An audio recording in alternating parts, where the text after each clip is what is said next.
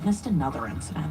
I was chipping ice outside and I heard whistles, and I walked 5 blocks away to the site of the woman who was ripped out of her car, the woman with autism that was at a stop. I was within feet of that when that happened. It like, how can this be America?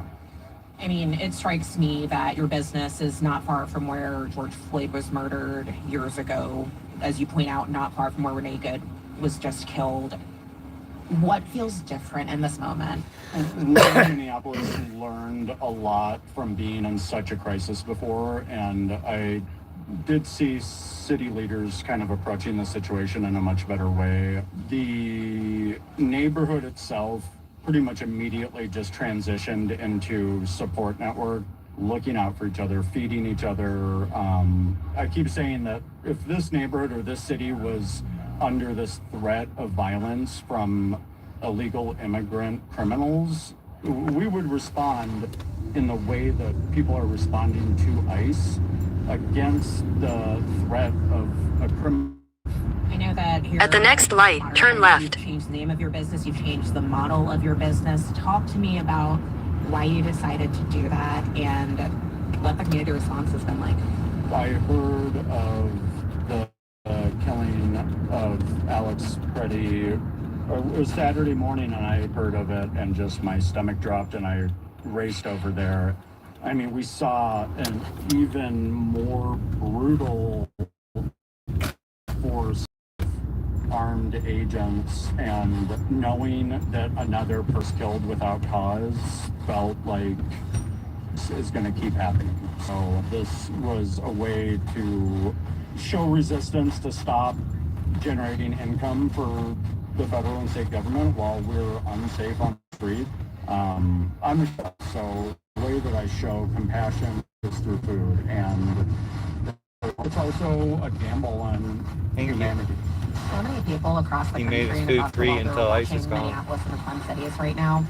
What do you think people who aren't from here, have maybe never been here before, what do you want them to know in this moment? It's incredible. It's a group of people that have stepped in where our government has failed us and have created an organized structure that is keeping people safe. And also, you know, I want people to see that we're not, Minnesotans are tough. Don't come and pick a fight in January. But this is possibly coming to your city, and I want people to understand that we can stand up and take care of each other. I've never heard of someone involved in any of these groups or feeding people that are regretting it. That was Dylan Alverson. He's a restaurant owner. Thanks, Dylan Alverson. Thanks, All American Heroes, standing up to the domestic terrorist organization ICE. You're listening to All Things Considered on NPR News. Being partially paralyzed as a child hasn't stopped Jenna Bainbridge from starring on Broadway. But the Sedalia, Colorado native said it also adds to the frustration that comes with underrepresentation in the disabled community. We still so frequently see disabled bodies and disabled lived experiences being used and worn as a costume, and that is incredibly frustrating. Colorado Matters is at 8 on CPR News and KRCC. Instead of CPR getting answers to a listener's questions on Colorado Wonders this week, elementary school students in Golden got to play reporter for a day. My name is Alice. I'm 8 years old and I'm in 3rd grade. My question is, why is snow called snow? Climatologist Ali Nazareth answers this and other third graders' questions. Monday on Morning Edition and All Things Considered on CPR News. Support comes from Colorado College, working to expand access to education with the Four Corners Pledge for qualifying families in Arizona, New Mexico, Utah, and Colorado. More at coloradocollege.edu. Support comes from Bravo Vale Music Festival, presenting their 39th season with over 60 events, featuring Madama Butterfly in concert, Beethoven's Ninth, Emmanuel Acts, and more. Tickets at bravovale.org. Live from NPR News in Culver City, California, I'm Dwayne Brown.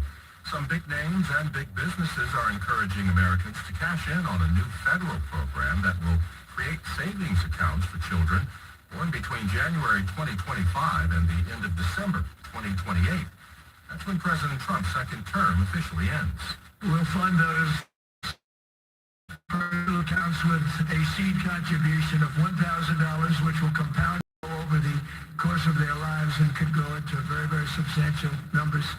The Trump accounts are intended to serve as seed money for parents to contribute to and invest in over time. The plan is part of Trump's Big Beautiful Bill Republicans passed last year. It also comes at a time when consumer confidence in the economy has hit its lowest level in more than a decade. A white former police officer in Illinois has been sentenced to 20 years in prison for the murder of an unarmed black woman in her home almost 2 years ago. Member station WBEZ, Marwa Iqbal reports. 36-year-old Sonia Massey had called 911 to report a potential prowler. Then Officer Sean Grayson responded to the call. That encounter ended with him shooting her in the face. Police body-cam video showed things began calmly but escalated quickly. At trial, Grayson said he feared that she was going to scald him with a pot of boiling water. He was convicted of second-degree murder, and his 20-year sentence is the maximum allowed for that crime. Donna Massey, Sonia's mom, was feeling grateful Grayson got a hefty sentence. Everybody went out in the streets and in the rain, sleet, and snow. This was a group effort, and we did it, and I'm happy. Before receiving his sentence, Grayson apologized to the family. His defense team says he's currently battling advanced colon cancer. For NPR News, I'm Mala Iqbal in Springfield, Illinois. And you're listening to NPR News. As to CPR News, I'm Nathan Fernando Frescas. One person has died following a crash on I-70 in the high country this morning. It involved a snowplow and a youth hockey team from California. The CDOT vehicle broke through the median and struck a van carrying 10 people. Inside were members of the SC Flyers under-12 girls hockey team from Santa Clarita. They were in Colorado for a Western Girls Hockey League tournament. The van's driver, a parent of the team, was pronounced dead at the scene. One youth player was transported by helicopter to a hospital in critical condition. 2 adults transported on the ground of Denver Health remain in serious condition, and 4 more youth players were also admitted to the hospital. Denver Health now says those kids have since been released. The crash is under investigation by the Colorado State. That's sad. Broncos quarterback Bo Nix is disputing claims made by his head coach, Sean Payton. Nix spoke to the media for the first time since suffering a season-ending ankle injury. CPR's Tony Gorman. Nick says he went into the season healthy without any lingering issues. Broncos coach Sean Payton claimed earlier this week that Nick had an ankle condition that made the QB's injury during the playoffs inevitable. But the second-year quarterback said that wasn't the case. Before Nick's best, didn't have any predisposed issues. My ankles are feeling really good. I don't think you really share how many surgeries I've had in the past, to be honest with you, but because I don't see that, can even know that. The injury kept them out of the AFC Championship game. The Broncos went on to lose 10-7 to the New England Patriots. Nick's underwent surgery last week and is likely to find minicamp in May. I'm Tony Gorman, CPR News.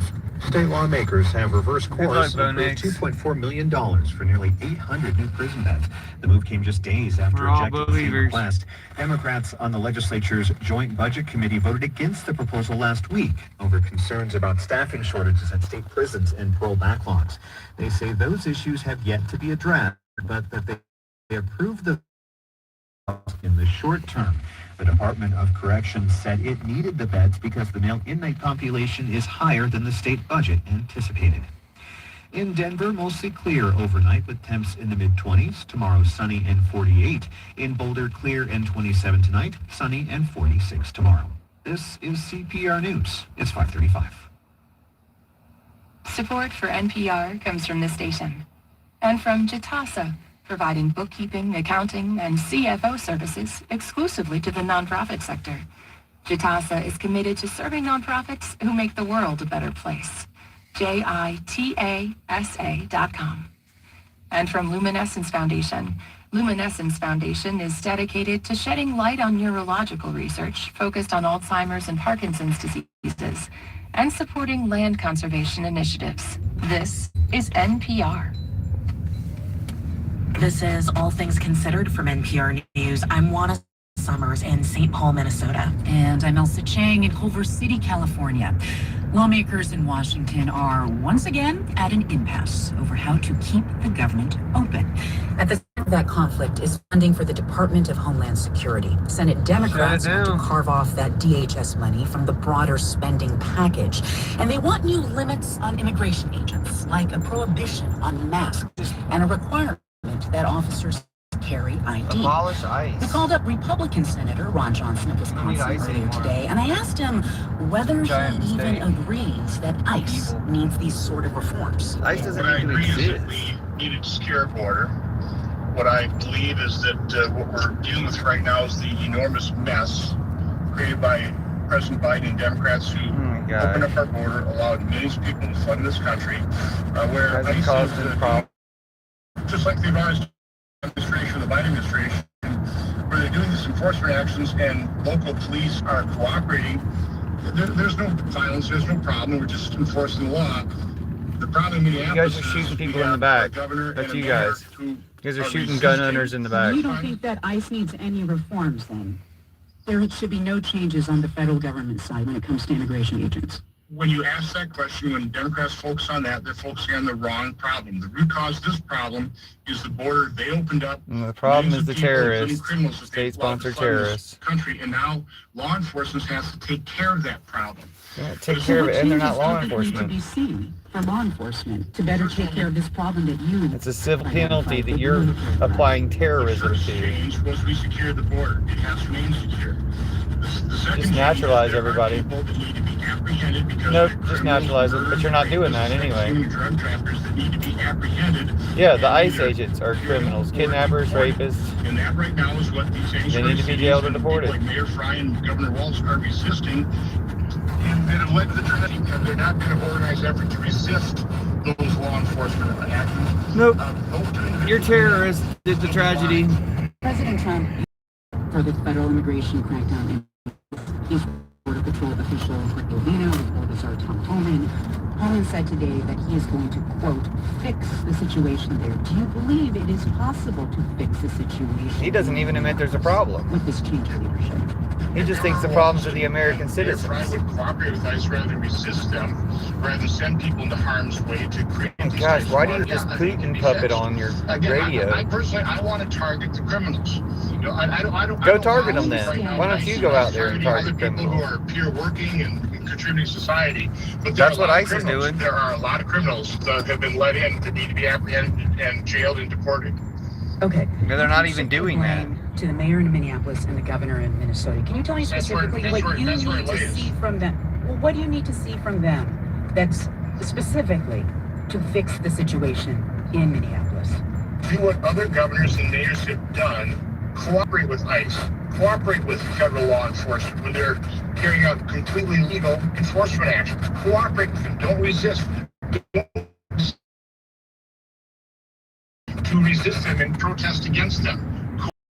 When you arrest people in Harm's way. hold them for detention. So I'm just going to be killing people over here, and if you get in the way, it's your own fault. What are state and local? I'm just going to be shooting people in the back over here, and if you get in the way, it's your own fault. Agents doing unlawful actions, such as fatally shooting people In the back. Thank you for finally asking him a question. When there's no imminent danger in that situation. There's no weapon being wielded right in the face of the federal agent. Their open borders, their lack of cooperation. Dude, she asked you a simple question. You start talking about borders. Put the Border Patrol on the border. On the front end. Right now, there will be a thorough investigation in terms of exactly what happened, and I'm just saying I've got know what a great deal of happened? sympathy for those ICE officers who are under constant They shot threat. somebody in the How back. would you like to be in law enforcement? They shot a gun owner in the back. Nobody wants to be in terrorism. Showing up, Not even law you don't know whether enforcement. they're armed, whether they're just brandishing cameras. You don't know. Poor You're terrorists. on hair trigger alert, Oh, the poor and that's what terrorists on a caused that hair tragedy. trigger alert. There are still legal requirements for when any law enforcement officer can use. Yeah, but they're not even law enforcement. It's not just. They're going to tell you they're not law if the enforcement person's now. armed or not. Last In the next question, sentence, going Trump back Jr. to is the a space federal force in the spending streets, flatters in the package. sheets. Democrats, All their at least, beliefs at are the very least, contradictory they just want lies. to split DHS funding from the rest of the spending package to keep the government open. Just can't Do you ICE agree with that entirely. idea? Abolish And ICE. they will never fund DHS. So it's fuck it. deploying. I mean, they'll do it. They'll convince people like you that they're just being very People reasonable. like you, This is a way Americans. that they can defund DHS just Good. like they want to defund the police. Good. To disastrous If consequences. the police So aren't I can't protecting us support from the that effort. kidnappers, what good are they? Senator Ron Johnson of Wisconsin. Well, primary Thank you Ron very much Johnson. for joining us. Have a good day. Take care. Have a good day. Bitter little In bitch. a little over a week, Hope millions this of is last people time will being tune a into football's congressperson. biggest game. That's, of course, the Or Super senator, Bowl. or whatever he was. That word, football, Would is be a lot much, more much super with the older than Broncos fans in may it. realize. NPR's Jacqueline Diaz kicks off our latest Word of the Week feature. The stage is set. Touchdown, Seattle! The Seattle Seahawks and the New England Patriots will Cheaters. face off in the NFL's biggest The game. New England cheater In the Patriots. U.S., football is the sport I guess go played at Seahawks. the Super Bowl, where feet barely touch the ball. Well, I guess Cardi And B's in much of boyfriend the or world, husband or something is football a Patriot. is what So Americans call soccer. But the word actually has its origins in good for them, I guess. England. It was played in villages by common folks. It wasn't organized like we saw it, and it looked more like soccer, right? So hence the name football. Lewis Moore is a professor at Michigan State University. He says the use of football dates back to the 9th and 10th centuries, Go Spartans. but that the term gained more regular use in the 1400s. It was used to refer to any game played on foot instead of horseback, usually with an inflated animal bladder as a ball. There was no rules written down. It was what the village wanted to play. Those early games were chaotic, often involving dozens of players on both sides. And they were violent. Scott Stepson teaches sports history at the University of Nebraska. There was somebody had drawn a sword, and they kind of basically were impaled with a sword during the game, so it could get ugly at times. Stepson says King Edward I issued proclamations against football dating back to the 1300s. He warned of the game's violence and tendency to distract young men. But I also found like 23 more of these royal proclamations over the next 300 years, which means they may have been proclaiming it, but they kept playing it. Eventually, football came to America through English settlers. Moore says the mechanics of the game looked quite different from today. What we would recognize was that there were two teams and there was a goal to score goals. But other than that, we wouldn't have recognized anything in that game. By the mid-1800s, That's so cool. the modern origins of version of football. American football started to take shape, mostly on East Coast college campuses. The players on Harvard like that game more of rugby when you do have more of a running with the ball.